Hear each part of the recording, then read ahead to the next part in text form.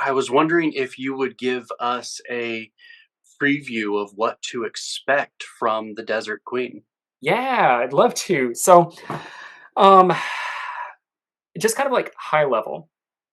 Uh,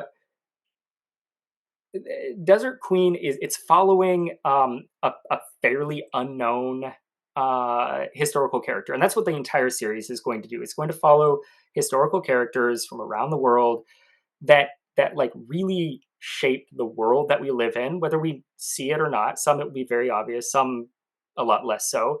But it's going to be characters that for the most part people don't really know, but that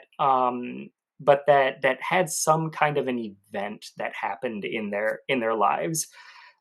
It's going to be quirky. It's going to be and when I say event, like a significant event that like was part of that shaping.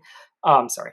And it's going to be quirky. It's going to be fun. There's going to be like some exploration of like how do people do life in other countries. There's some time travel, so that's incorporated. There's a little bit of question is like how is the time travel happening? Like is it science fiction? Is it fantasy? So just to be completely honest, I'm not even sure how that's playing out right now. We might get to the end of the books, and I still might not have an idea. We'll see. But yeah, just in terms of like what does the text sound like? I'm going to read a few paragraphs. Is that okay? That would be awesome. Awesome. We are going to go in character, so you guys are going to get to hear some. We'll see. We'll see how this goes. All right, here we go. Chapter one. Vampire? Amelia asked. No, I don't think so. You're kidding, right? Amelia's cousin Luther said.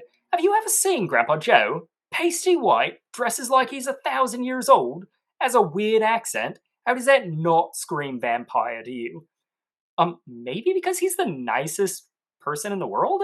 Amelia replied as she inspected a display case that held several ceramic bowls. Luther leaned over her shoulder. And you don't think that's a trap to lure us in?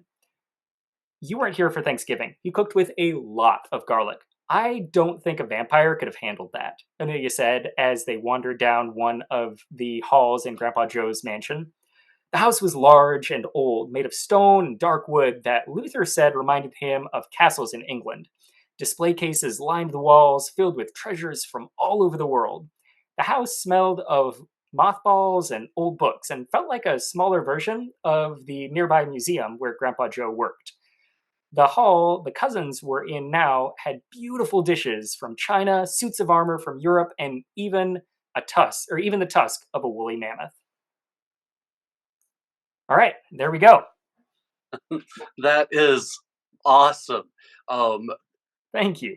we haven't talked about this before, but my kids and I love all things fantasy and vampires. I love it. There are no And vampires. so, I'm sorry. but It's about the only still, vampire mentioned, but but yes. still, this it draws you in.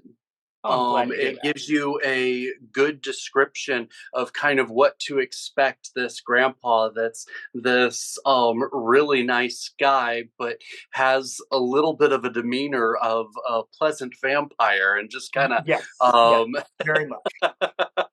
and And you so know what?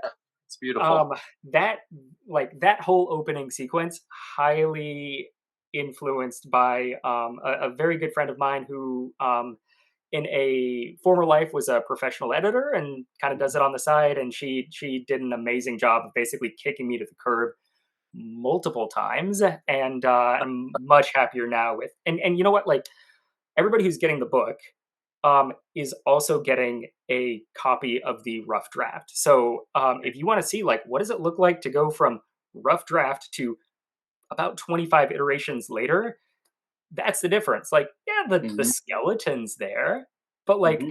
like it's a skeleton compared to a like theoretically fully formed body. That's so So cool. yeah, fun little bonus for everyone that I'm excited to give out. Yeah, we will definitely be putting the link to your Kickstarter fund Awesome. in with these videos, and so you guys will definitely want to check out the link and description there.